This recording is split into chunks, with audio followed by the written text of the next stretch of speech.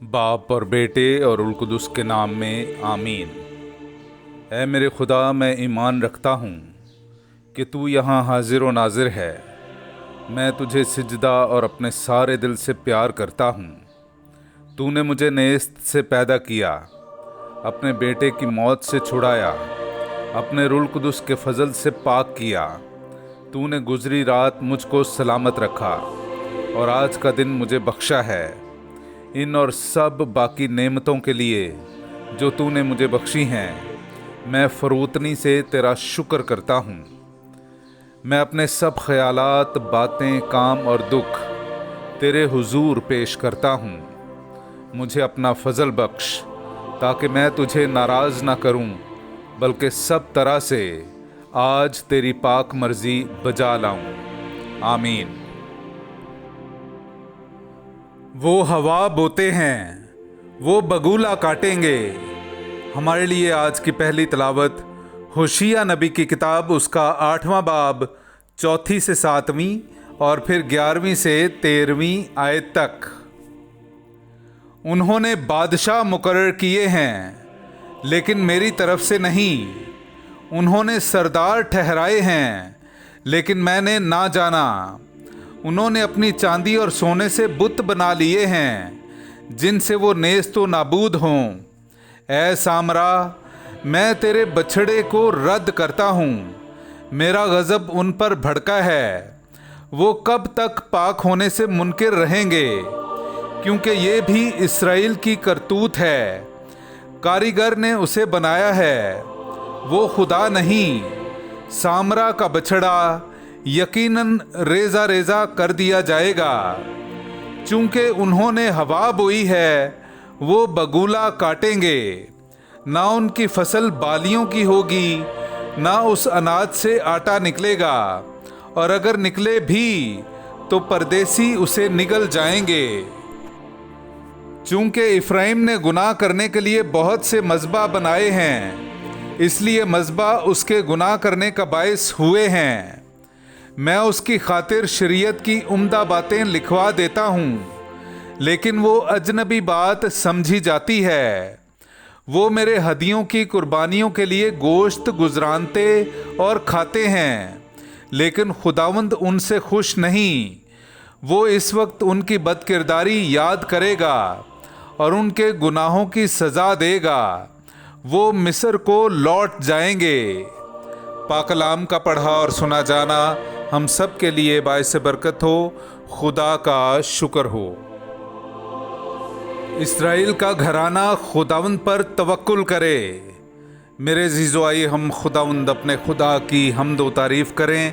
मैं आपके सामने पढ़ूंगा ज़बूर नंबर 115, उसकी 3 आयत से लेकर 10वीं आयत तक। हमारा खुदा आसमान पर है, उसने जो कुछ चाहा वही किया। उनके बुत सोना और चांदी और आदमी की दस्तकारी हैं। उनका मुंह है पर वो बोलते नहीं, आंखें हैं पर वो देखते नहीं, कान हैं पर वो सुनते नहीं, नथने हैं पर वो सूंघते नहीं, हाथ हैं पर वो छूते नहीं, पाँव हैं पर वो चलते नहीं। वो अपने गले से आवाज़ नहीं निकालते जो उन्हें बनाते हैं, बल्कि जितने उन पर भरोसा रखते हैं वो सब उन्हीं की मानिद हो जाएंगे।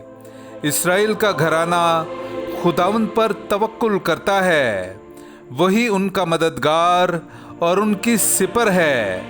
हारून का घराना खुदावंद पर तवक्कुल करता है, वही उनका मददगार और उनकी सिपर है। पाकलाम का पढ़ा और सुना जाना हम सब के लिए बाइस बरकत हो। खुदा का शुक्र हो। नाराए हम्द। अब हमारे बचाने वाले मसीह यसू के ज़हूर से ज़ाहिर हो गया है कि जिसने मौत को नेस्त और हयात व बका को इस अंजील के वसीले से रोशन कर दिया। हालेलुया। मेरे अज़ीज़ो, आइए हम आज का इंजीली इक़्तिबास सुनते हैं। इंजील मुक़द्दस बामुताबिक मुक़द्दस मत्ती, उसका 9वां बाब 32वीं आयत से लेकर 38वीं आयत तक। और जिस वक्त वो बाहर निकले, देखो लोग एक आसेब ज़दा गूंगे को उसके पास लाए, और जब बदरू निकाली गई तो गूंगा बोला, और लोगों ने ताज्जुब करके कहा कि इस्राएल में ऐसा कभी नहीं देखा गया। मगर फरीसियों ने कहा कि ये तो बदरूहों के सरदार की मदद से बदरूहों को निकालता है।